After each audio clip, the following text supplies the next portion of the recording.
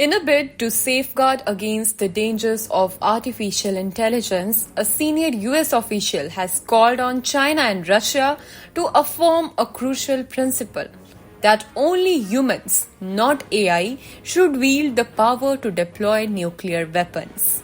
State Department Arms Control official Paul Dean says, Washington has made a clear and strong commitment that humans maintain total control over nuclear weapons. We urge China and Russia to echo this declaration.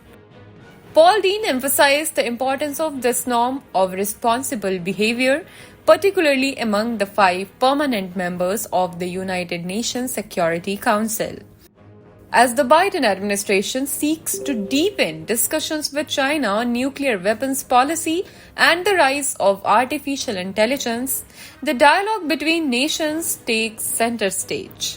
During recent talks between US Secretary of State Antony Blinken and China's Foreign Minister Wang Yi, both nations agreed to address the challenges posed by AI technology.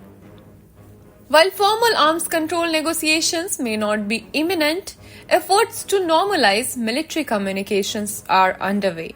However, China's call for a no-first-use treaty between nuclear powers adds complexity to the dialogue.